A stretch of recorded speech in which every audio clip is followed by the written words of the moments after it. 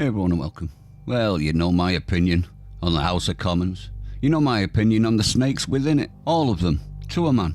And you know my opinion on debates and questions in the House. Most of them are theatre. Most of them are not quite the questions we all want answering. Well, there's one we do. And the government, or the mouthpiece of the government, gets very, very cross at being questioned. The core is rotten, and I can behold the tide. Now, the two offending scumbags is Ben Obese-Jackty and Yvette Cooper. Now, let's have a run through who we've got, shall we? The two protagonists.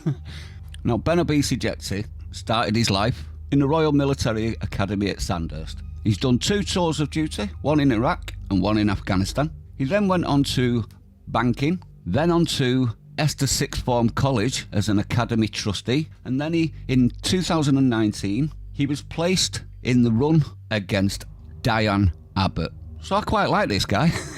Served the country and tried to take out the 2 left feet girl. And he's up against Yvette Cooper. Now, we all know Yvette Cooper, career politician, absolute miserable twat waffle.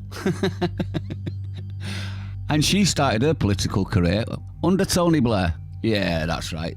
She did quite a large stint under Tony Blair, and she's been there ever since. So everything started with her and ends with her, doesn't it? Now, she got really pissy at this question, and it's a question that we all want the answer to. Have a listen to what Ben says to her.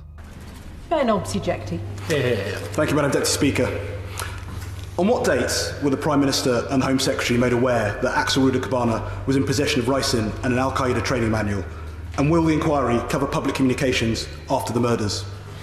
Secretary. Well, ministers were, of course, updated throughout, and the Home Office was advised about ricin in August, and we were advised about the document much later on in October. And I actually think it is really sad that so many members opposite have chosen to simply ask questions about the timing of information when they know that this is governed by the contempt of court. No, it's not. No, it's not. She and the Home Office, if you remember rightly, were calling people criminals before they'd even gone to court. Remember the Southport riots? They were calling them criminals already. This was this woman. So she's got a bloody nerve. Act. And when they know this is about providing justice for families who lost their loved ones.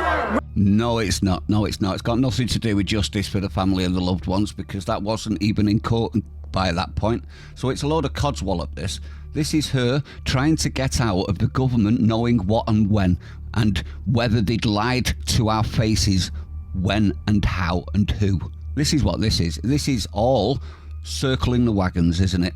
This is, wasn't us, honest. We'll do an inquiry, but it won't be anything to do with inquiring us, because we're safe from the law. Rather than asking the serious questions about why that terrible and horrific and barbaric act took place.